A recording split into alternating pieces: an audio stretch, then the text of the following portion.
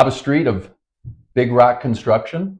Thank you for sitting down with me. Yeah, you're very welcome. Appreciate it. Yeah, glad to So do it. tell me a little bit of the background here, because your family has got some deep roots in the Valley. How has growing up here shaped the way you think about building and caring for homes in Sun Valley?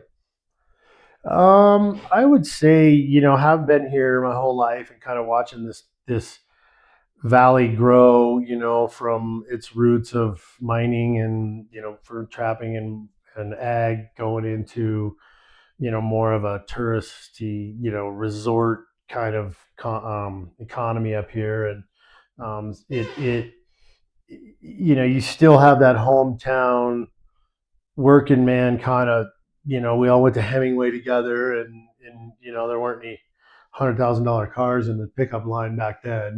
Most of the kids were, their parents worked up here and for the mountain. Back then everybody worked for the hill, and so, I think that getting into your question about how, we still have passion about what we're doing up here. We still have passion about the clients now that have come to town and the building we're doing for them, and so,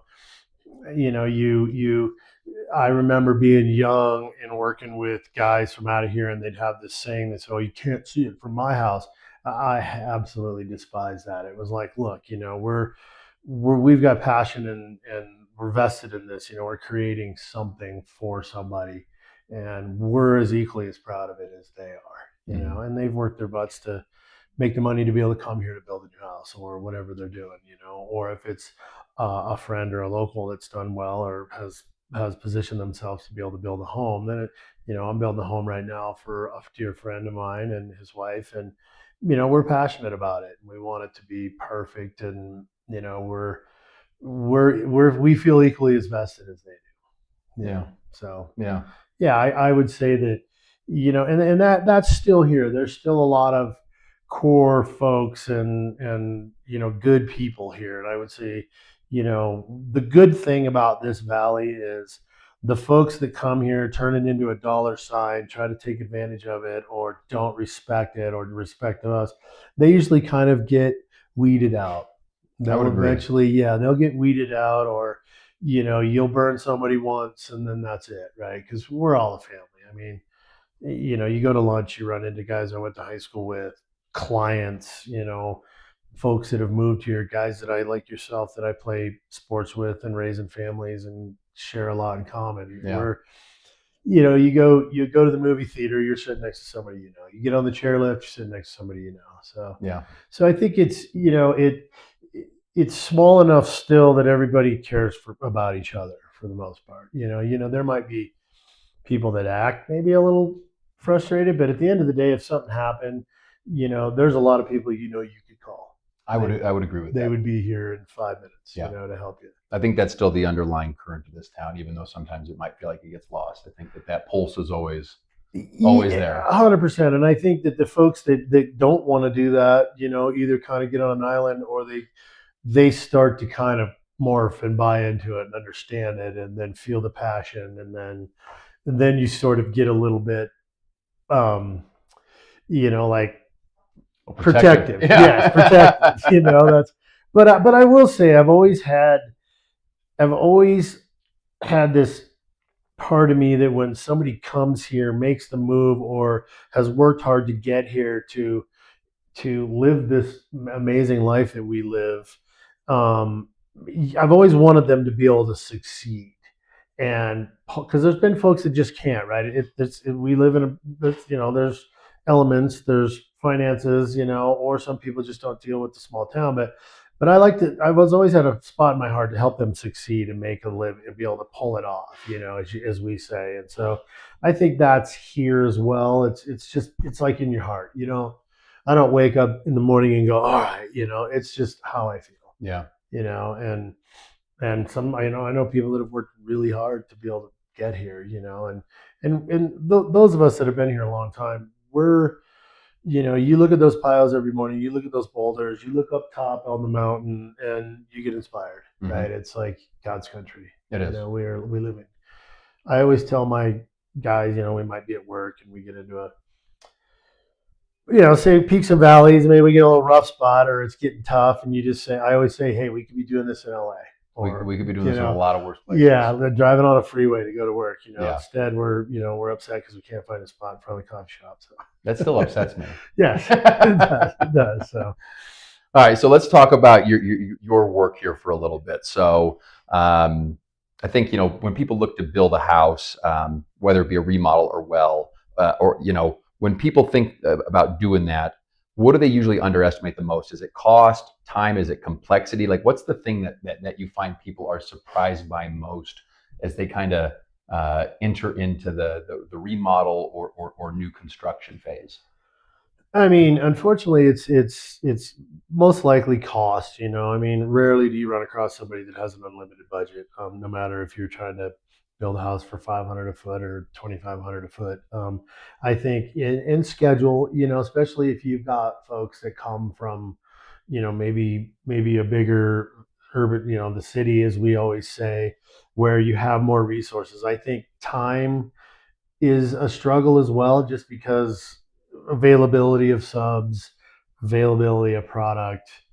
We have a 110-degree temperature swing here between, in a 12-month period. So, building in the winter obviously slows down, and the supply chain, and so I would say that, I think just having the patience to understand that sometimes it doesn't go A, B, C, D, E.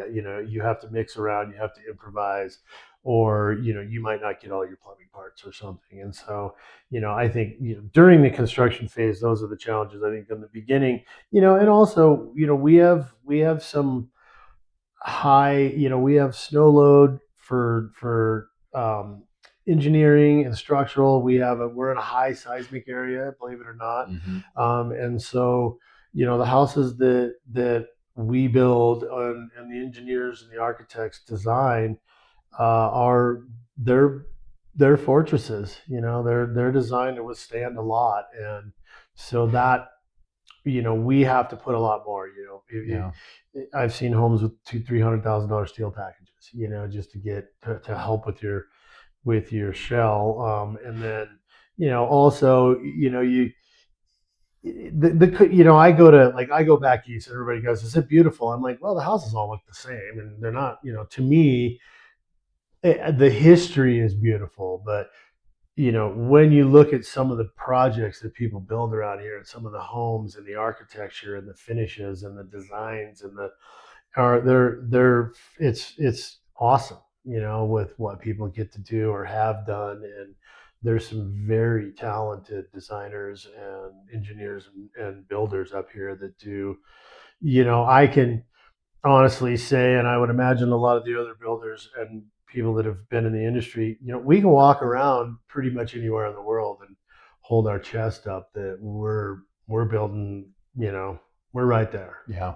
We're doing the coolest stuff on the planet too. Yeah. And so, and fortunately, we've had clients that have come here with those dreams and those visions and been able to um, afford it, or fund it, or however you want to term it. But it's I've gotten to do some really fun, cool stuff that's super unique, and had people that have really appreciate it too. So it's I think that. But back to your original question, it can be, if you come in with the challenge, right, is everybody wants to bring wherever they came from to here. It's like when I had my real estate license, when I took all the classes, everything was kind of a national norm, and you're like, right, except we take all of that and add it to our bubble up here because Yeah. it's just different. Yeah. Everything's got its like under a microscope. Yeah, Yeah. and it's just there's there it's a different.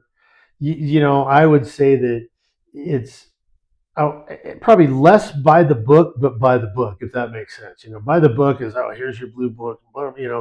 We do it by the book, but you're getting introduced to a client. You're creating a relationship. You're listening to their dream, their concept, and then you kind of build into, okay, here's all the technical stuff. I need you to sign this. I need you to Yeah. fill this format. And like we always say, you got to fill the folder up. So Yeah. where I think I've worked for clients from, say, Boise and stuff, and they kind of run a little different. It's less of a relationship. Like when you build somebody a home, you've created a relationship for as long as, I mean, it could be for life or as long as they own the property. And that's the fun part too, is that, I have some clients that it's been 10, 12 years now, and we still go to the ballet, and Yeah. share a bottle of wine each year. And when they're older now, when they call up and say, hey, I've got something, we're there instantly to help them. So Yeah.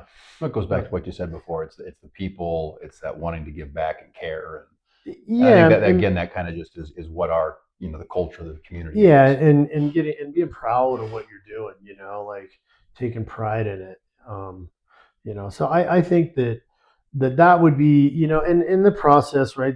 The permitting process, and I think right now a lot of people are kind of, it's tough, right? It's a little challenging from our side, but I also know it's challenging on the building department side, Hmm. because one of the things now is most of the land that we have left is they're tough lots. Yeah. They're overlays, they're avalanche, they're riparian floodplain, and so I have to also thank our building department for being diligent and sticking to their guns on not letting people build houses on top of Delaware, Yeah. like Aspen. And it takes a lot of fight by them, because as soon as one slips through, how do you tell the next guy no? Yeah. So, I think that's also a part that some people kind of lose in the weeds about what they're actually doing for us, so that when we drive up the canyon at night, we don't see lights on the hillside. Yeah.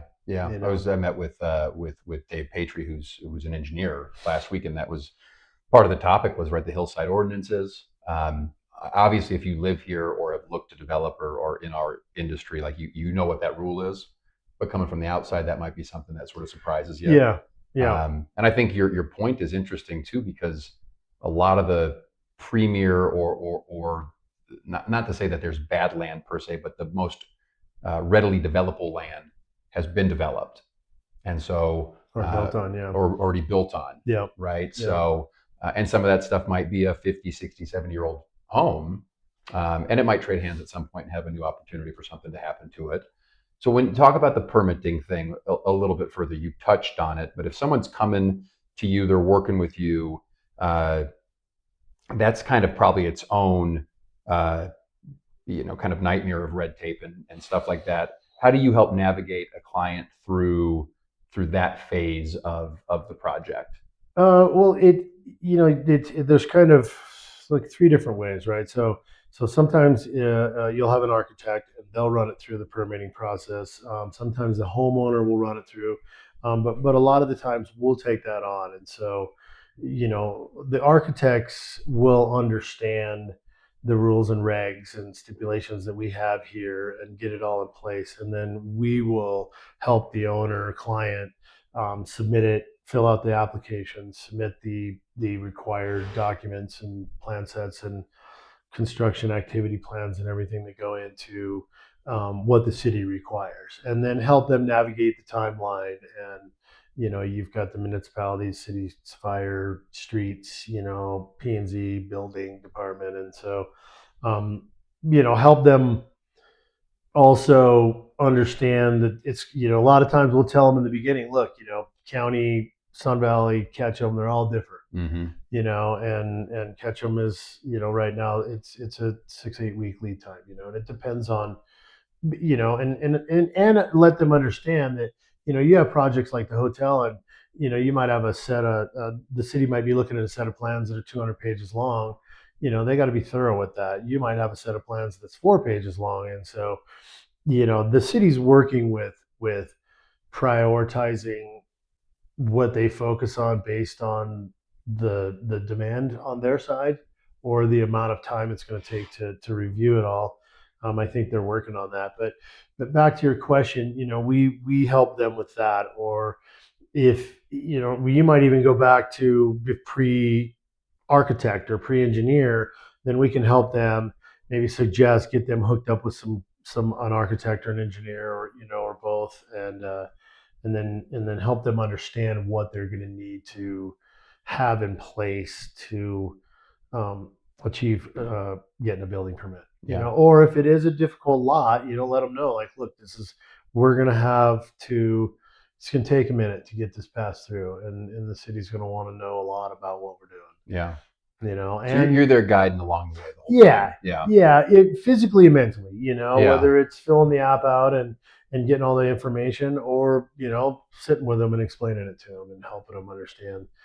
And most of the people get it, or early on you start talking about a timeline of a project. Maybe somebody's got a lot and they want to build a house, and hey, how long is this going to take me? It's always okay. Plans. The second word out of our mouth is permitting process. Yeah. Be prepared that could take us 6 to 8 weeks. Depending on That had a big backlog. The COVID years, right? There was a lot of lots that were sold. There was a lot of applications that hit the books. Do you know if that's kind of, has some of that stuff funneled out? Have some of those projects fallen through? I would heard anything say, I there? mean, the post COVID, immediate post COVID, all of that's, that was nuts. Everything was going hard, going fast. We didn't have, everybody was understaffed. I mean, Yeah. I always joke Supply chains during issues. that time, if you went to Chateau, you weren't going to find a help wanted sign because Yeah. they didn't have any more to sell. Yeah. And I would say, it went from like ludicrous to crazy to busy. And Okay. we're in busy. We've kind of, I know some projects that paused till next spring. I think people have, patience, because a lot of folks, right? I mean, you buy a new car, you'd love to have it the next day, so you don't want to wait 3 years to get it, Yeah. So if we could get a house done in 16, 18 months, 2 years, kind of depending on the size, that's moving along. And so I think that it has, it's not crazy anymore. It's busy, and I know a handful of projects that have pushed into next year. And the workforce thing has kind of oscillated out and leveled off a little bit. It was off. We were in huge demand for it, and then we got a lot of people involved, influx into the workforce. They didn't. I always used to say everybody moved up a notch in responsibility based on demand, not on experience. Yeah. So on the management side, it made it challenging to keep an eye on everybody, because when I was younger, coming up through, all the subs were professionals. Everybody, back to what we were saying about, we were passionate about what we were building. And so if I was doing masonry and I saw something that didn't seem right or look right, or I didn't think it worked, I would connect with the site manager, the project manager, whoever the client, be like, hey, is this what you want? This doesn't seem right, and post COVID, people were just going, and you'd show up and be like, what the hell did you do? Or you didn't notice that, Yeah. So it was moving fast. Yeah, but we always joke, you could manage from a distance. You can't manage from a distance now. You have to be there. You have to be on site, and it's coming back around though. We've had some new guys drop into the sub world, whether they were a lead for somebody that created their own business or have come in and started learning a trade. And there's some really good tradesmen out there. There really are. And there's some guys that have been here a long time and some new guys. There's still the guys that are, fast talkers, we call them, or guys that aren't as experienced as they say they are, and putting stuff together that they shouldn't be. It's not as bad. We're not getting can you come help me? I had somebody that destroyed my house and can't finish it, and I've had a few of those, and you get less of those now, because and there's some amazing builders in this town that have been doing it a long time. And, Yeah. We know who they are, and there's some new guys that have come in that are good as well. Passionate, and so. So still feels like there's an opportunity there. Yeah, there is. There is. And Haley's changed a lot too. When I had my masonry company, I think I did one job in Haley, and now we do more. Yeah. Because down there the market really didn't have a demand or a call for putting stone on the outside of your house. It just didn't pencil, but now it's nice to see that there's some areas in Haley now with $2-3 million homes. Yeah. Yeah. and that wasn't the case, and it's interesting. Haley has changed. It's I go down there, and it's that there was a big family vibe when I was growing up. It was very family oriented. The folk festival, all the things that went on down there, and it was all the families, and then COVID, and now it's all the new families. I don't know these folks, but they're 30 years old with two little kids. Yeah. They got they're down at the park, or they're over at the brewery having a they got street parties and stuff going on. So it's kind of fun to see. And of course, being a mountain bike junkie, with all the new trails they Ton of put new down is trails. amazing. Yeah. Yeah. And hats off to those guys, for Yeah. building those. Yeah. So let's talk about cost perception and reality. We sort of touched on it a little bit, but it is something I've heard. I'm sure you've heard it. Building homes in Sun Valley is expensive. From your perspective, what are people missing when they say that?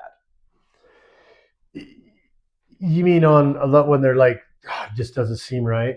Yeah. Yeah, I think so. Right. Yeah. I think it's the products we have to use, microlam, LVLs, the 2x6, some of the places, because we have our snow load, right? So, and I believe they're going to up it. We have the seismic, so you have steel. You're having to build structures that New homes require radon systems. yeah, And things like that. yeah, and everybody now we never saw AC, so now we're throwing ACs in our units. Radiant heat is a big one up here, and so I think that what they're missing, and rate, labor rates. It's a gallon of milk up here is not the same as it is in Twin or Boise or Texas or maybe California, but I think it's we might have them beat. yeah, we might have them beat, Yeah. but it costs and it's the same thing. I did a job for a guy from Denver one time, and he was a designer, and he kept saying, well, in Denver, and I said, yeah, me too. I can go over there in Denver and I can buy that, but you know what? I'm gonna have to put it on a truck, and then I got to drive it all the way to Sun Valley, and there is your difference. So that's what you're missing. That I can't. If I could teleport that bunk of lumber to Sun Valley, then great. I would save the $1,000 in shipping. But we are at the end of the road, so to speak. Right. We're up a canyon, and so I think that's the part that they have to start to realize and understand. And you want a good tradesman, you're going to pay for it up here. It commands their skill commands that kind of compensation. Yeah. And just run up and down the valley, and fuel and time, and so I think that is what they'll usually come in, because you're the same thing. Like if we go somewhere, we're comparing what we pay for and what we see to wherever we're going. So they come here and their brain is programmed to where they left. And so, I remember being in the Atkinson's line one time, and I saw a family that had obviously come here for vacation, and they had gone to the store, and they had a shopping cart full of all the groceries. All the finest. Well, yeah, and they rolled up products. there, and when that gal got done dinging that last thing, that guy the husband looked at the price tag, and I saw his face turn white, and I saw him Did you ring everything twice? Well, no, he changed. He put his wallet away and got a different card out, and I remember going, oh, that guy just got a big shock, so. But when you leave the valley, you do notice that, right? Like we were in Missoula this last weekend for hockey. Gas is almost 80 cents less a gallon. Food is obviously less, but like you said, we are sort of, we are isolated, and things are more difficult to get to. I mean, we've got nice, you go to the gold mine, which is the thrifts, the thrift. It's not the thrift store. It's where everybody donates. Yeah. And most people in the world will kind of turn their nose up on, oh, you're going to a thrift store, you're going to a hand-me-down. And I'm like, yeah, but what you don't realize is that everything that gets dropped off at the gold mine was a top of the line item at one point. Oh man, you get last year's greatest skis. Yeah, so it's everything is the top tier equipment that's getting handed down, and so it's actually at an amazing. I mean, what an amazing business or donation. Yeah, and it supports the library, which is just absolutely and it's a fantastic been there place to be. Yeah, it's been there forever. It's an amazing model there. So. Yeah. So let's talk about mid-project mistakes. We kind of walked through that upfront piece, right? The zoning, the permitting piece. What are some things once a project's underway? What mistakes tend to show up halfway through that are expensive or hard to fix? And you even touched on a little bit ago where you might get that call where you're like, you got a client, a new client saying, "Hey, we're stuck," and you're maybe bailing them out a little bit. But what do you see halfway through a Yeah, project that really kinks stuff up? it's kind of a tough one to like say, okay, it's always plumbing. It's always plumbing. I would say, obviously mistakes are, you're trying to avoid those. It could be communication is probably the biggest key factor to averting a mistake, whether it's communicate, the owner to the builder to the architect, the builder to the site with maybe getting the proper plans there or updated plans. Because, we see a lot of design build, or we see a lot of projects that morph along the way, the only projects that don't see that usually, you'll go to the job and it'll be the original set of plans and it'll have tape all over it and highlighters and marks and coffee stains, and it's been on the job for 17 months and it's the set of plans. We have that, but these are custom homes, so people might come out there after the floor's on and look around and go, wow, we need a window, or wouldn't it be cool to have a window right there, and so mistakes are, And those are just little change orders too, right? yeah, Yeah. I think mistakes are, it's hard to there's not really one common mistake. I would say on the builder side, maybe setting an ambitious schedule that then starts to drift on you, and then that could create some tough meetings with clients, so maybe the mistake is that you set too ambitious of a schedule. Some of us like to run a I like to run a fairly ambitious, just to keep everybody moving, because if everybody knows that they've got a little bit of downtime, they take it on. Well, if you start adding up all that Yeah. downtime, I always had a, Time is of the essence. well, yeah, we it's like that. I'm going to get done Friday, and then you don't get done Friday, and you're like, oh, I'll do that. I'll finish that up on Monday, and you're like, yeah, but everything you were going to start on Monday is now a half day, Yeah. right? So when you put that to a calendar, that's 6 weeks on the year. Yeah. Every half day, and you look at a schedule, and you're like, how far behind are we? 6 weeks, Yeah. So Yeah. um, Started with that half day yeah, 6 weeks ago. but I think mistakes. That's kind of a that depends, but I would say that probably the number one culprit of that is just some breakdown in communication, or understanding, and even if a client might be a little bit tough, or we always joke with, a schedule moves like this, and everybody thinks it moves like this, and Yeah. you're like, no, a Gantt chart, if built right, moves like this. Hmm. And so it would boil down to probably communication if you Yeah. had to say one word. Okay. I think that in the real estate industry, I think that's Yeah, whether communication it's is paramount. communicating an expectation, Yeah. whether it's communicating a setback, or a desire or a wish from the owner, or Well, even making that tough call, like yeah, sometimes you got to make calls that are not fun, and you've got bad news, and you got to yeah, you, communicate you that try to stuff. avoid those, but yeah, or underbid, underpricing something, and say, when you're doing your bidding, your forecasting process, get forecasting or budgeting allowance a number that's too low. Yeah. So we really try to look back on that. We were having a conversation today about doors, and kind of looking at, like, one of the things that we seem to be running up against is availability, and two, price per door, and so you learn what, like, you look at a house, and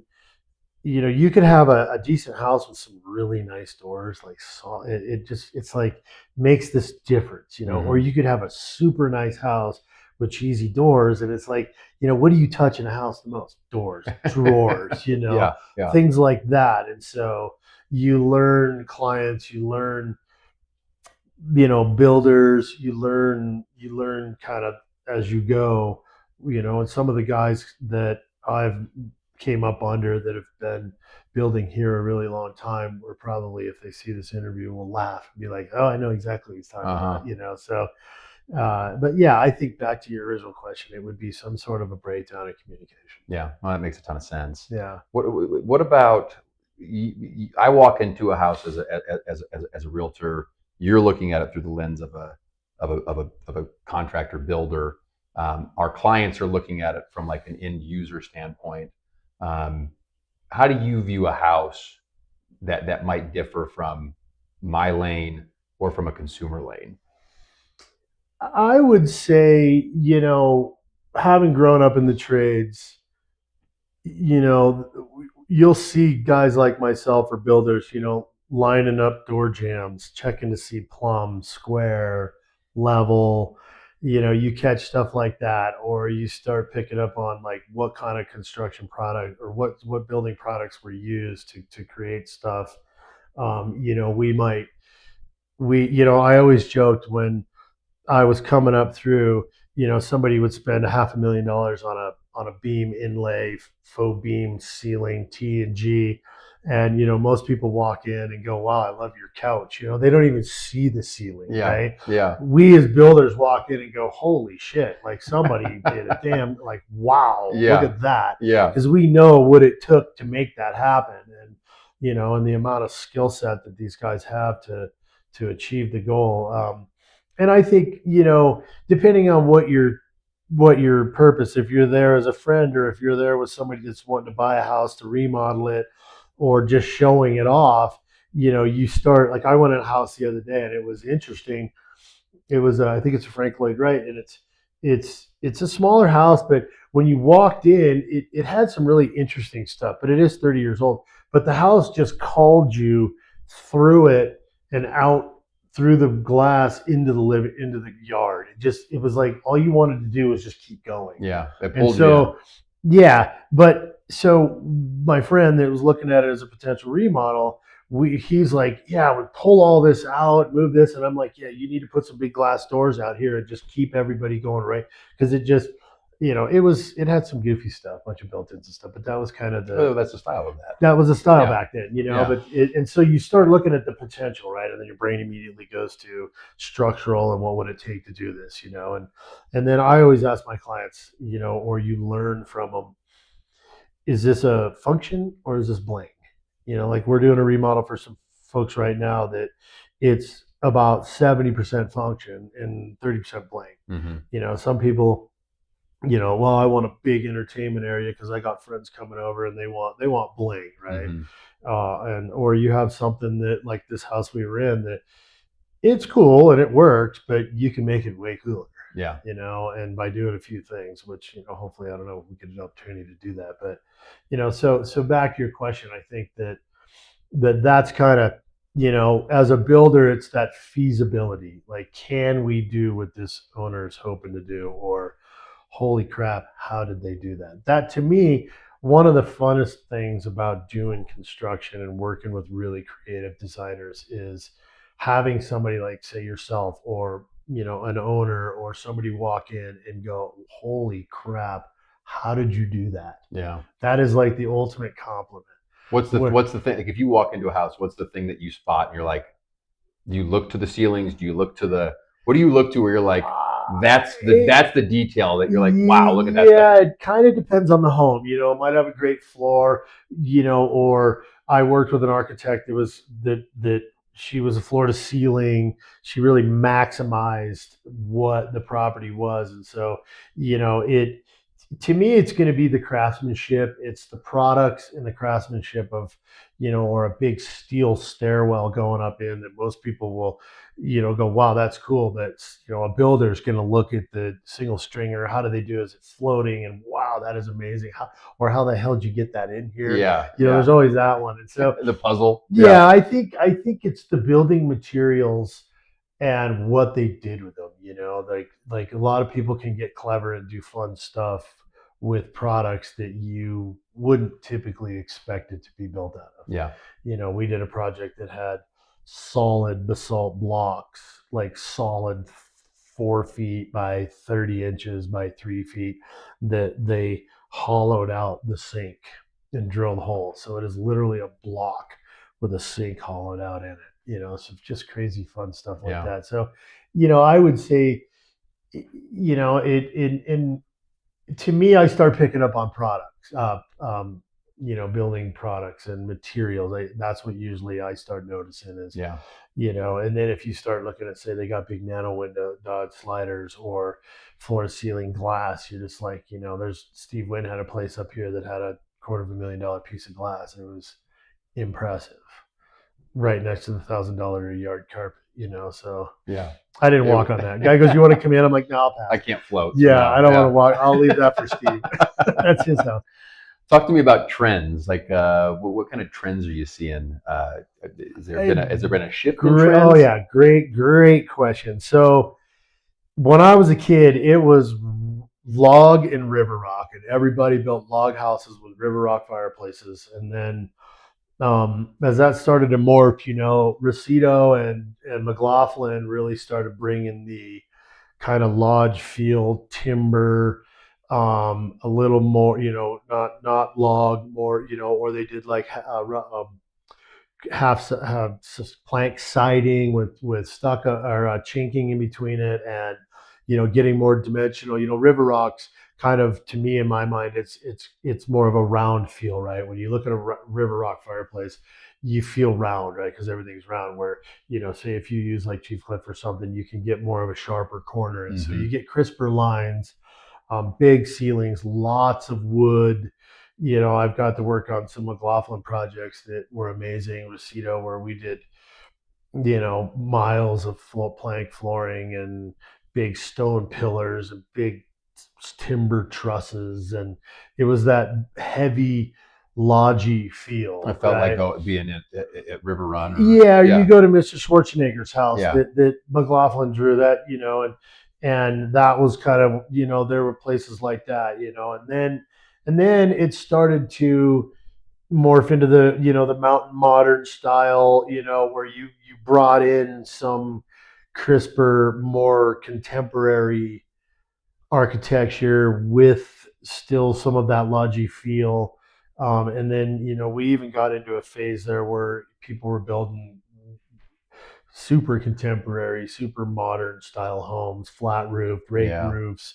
You see a lot less vaulted timber or truss framing roofs, and now you see a lot more rolled roofs that are flatter or have a slight rake on it, so they can. A lot of people are maximizing their views with floor to ceiling glass. If you go up into White Clouds, there's a handful of homes up there. The O'Garas are dear friends of mine, and Ed and Vicky built a house that I think is one of the coolest houses in the valley. Yeah. You captured the. It's just I like the style. Yeah. I, having grown up, I don't know, I like contemporary modern homes. I think they're super cool. Yeah.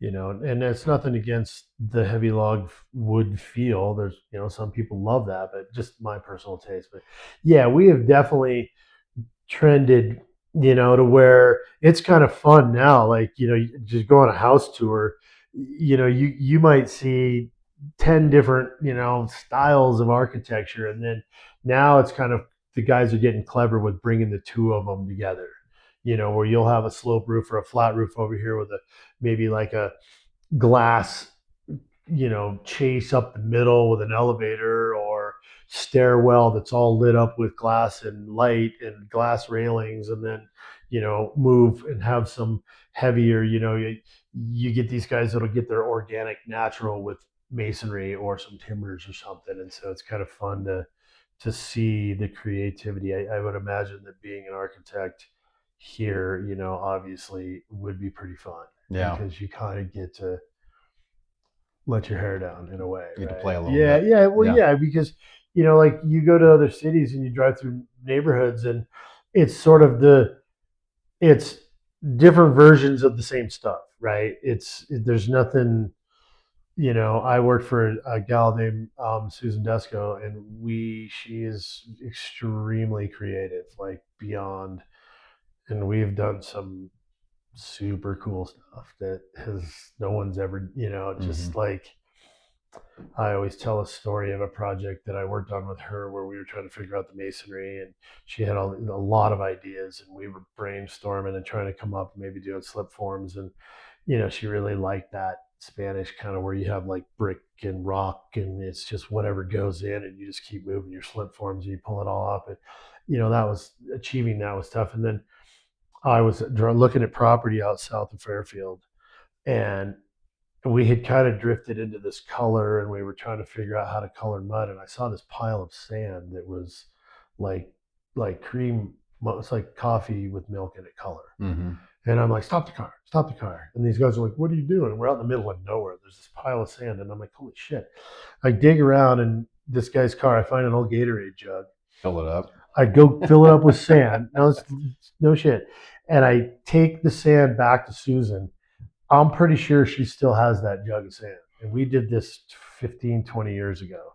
It's a house in Golden Eagle. Hmm. But that started the process. We ended up buying Boise sandstone, which is the same color, and then buying all of their drop cuts and then milling it into apple-sized stones and then laying big arched fireplaces. And we did like 8,000 square feet of rock with, All from and us.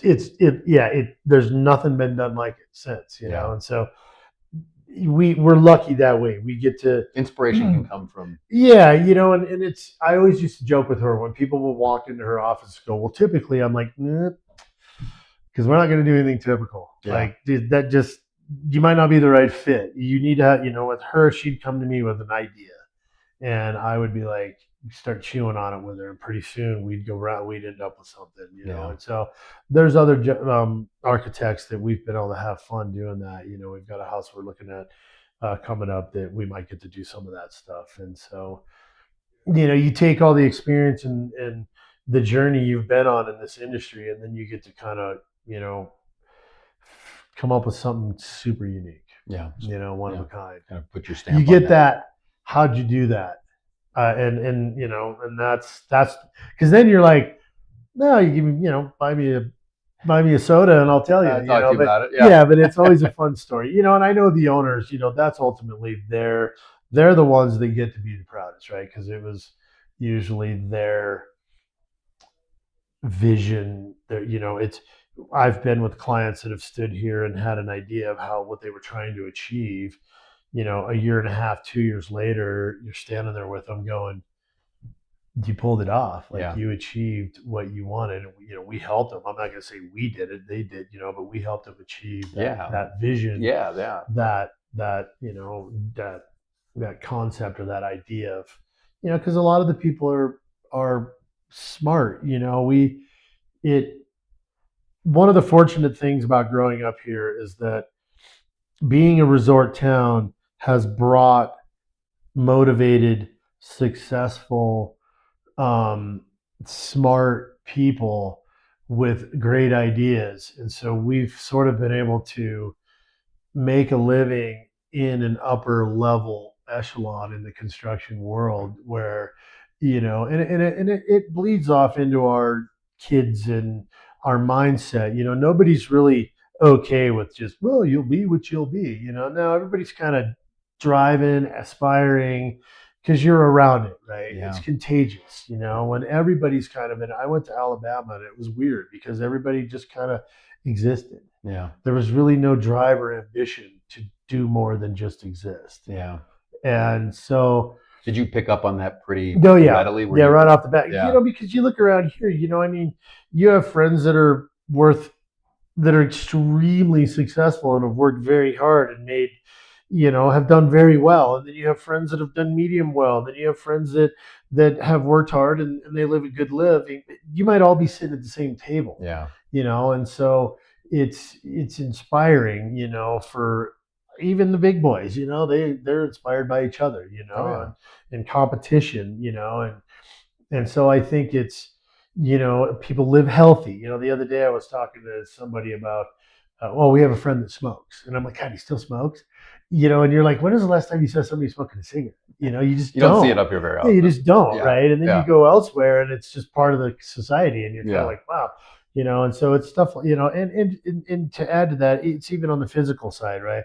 Everybody's trying to stay healthy so that they can get up on the hill, they can get in the gym, they can ride their mountain bikes, and I was visiting my father-in-law and I was talking to him about it. And I said, "Yeah, I'm 56 years old. We're having a good time. Yeah. We're skiing in the mornings. We're going to the gym.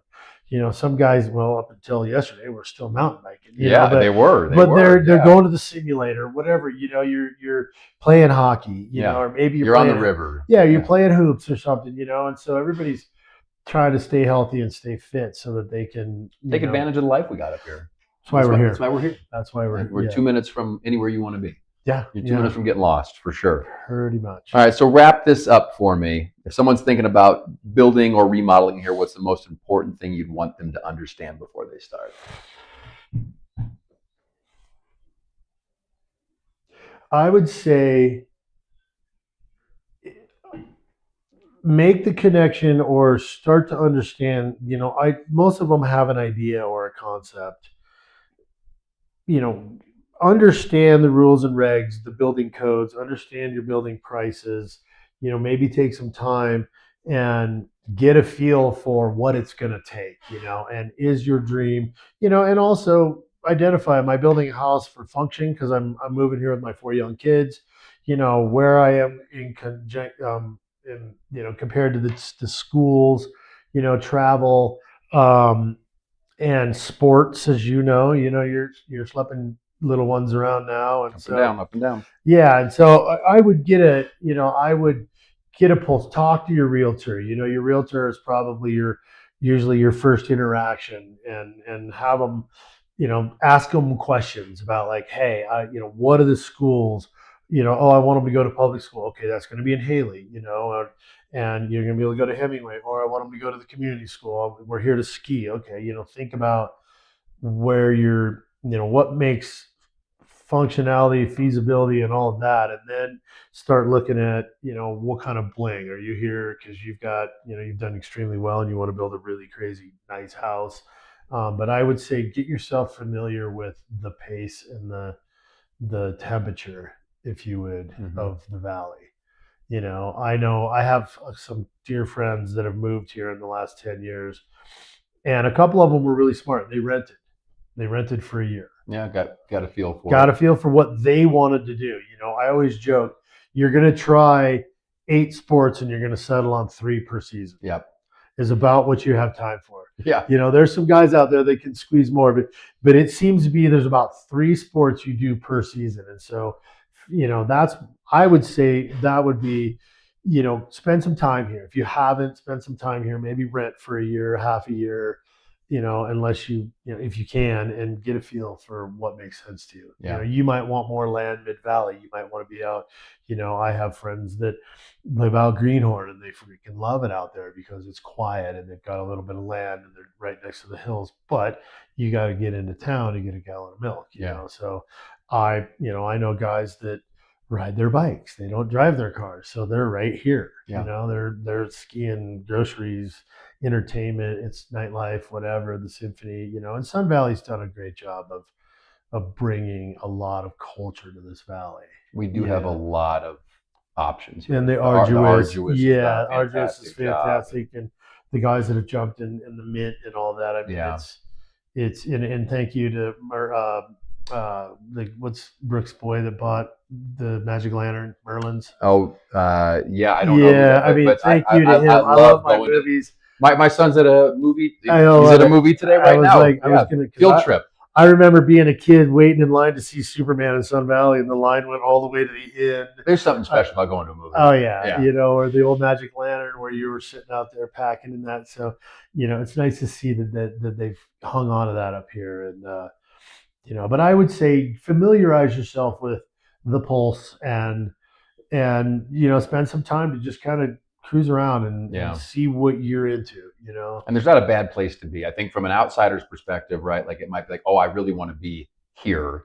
But really it's like there's not a bad place in this valley. No. I think it's from lifestyle choices. Do I want more shoulder room? Do I want to be closer to town or stores or whatever? But really I think, you go to big cities and sometimes you're like, you don't want to be over there.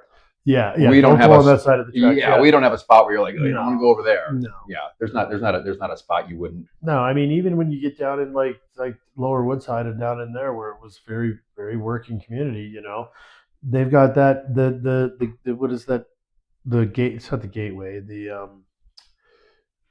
tennis place. Oh yeah, Yeah, Copper Ranch, and then, Matt's Vilanders. yeah, Gravity, and Yep. then you've got the new school down there, and so like you're saying, there really isn't a bad side of town here. There just No. isn't. No. And so I think spend some time to kind of see where you want to. You might love Haley, you might love the family feel down there, and that works. And there's some great schools, Sage School. There's some great schools. I mean, our public school Fantastic. is yes. It is. It's we don't have a wrong side of the tracks. No, we just don't. We don't. No. Yeah. I remember as a kid when the train would come up, we'd be at Hemingway. We'd do the pennies on the track because they'd run an engine and a little car up every Tuesday. Mhm. So we'd run out there and Flatten your pennies. flatten our pennies, and so it's fun, but yeah, I would say just kind of familiarize yourself with how it all works. Awesome. Yeah. Well, Bob, I appreciate the time. Yeah, well, I'm excited about what you're doing, and it's you're welcome. Yeah. And Anything we didn't talk about?